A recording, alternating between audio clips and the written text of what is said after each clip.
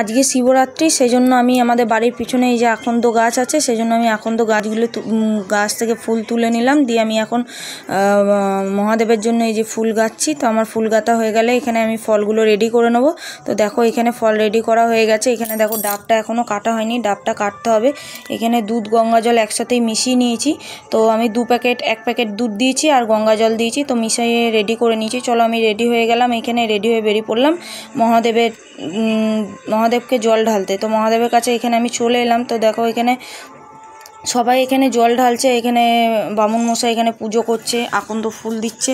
তো এখানে পুজো হয়ে গেছে। এখানে পুজো টুজো হয়ে যাওয়ার পর আমরা চলে এসেছি আর একটা জায়গায়।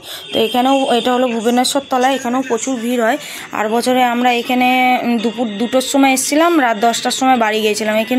এখানে প্রচুর ভিড় হয়, সেই জন্যই এইবারে শরীরটা খারাপের জন্য আমি এবারে এখানে আসতে পাইনি। ওই জন্যই আমাদের বাড়ির পাশে এখানে শিবতলা আছে, সেই শিবতলাতেই আমি এখানে পুজো দিয়েছি এবারে।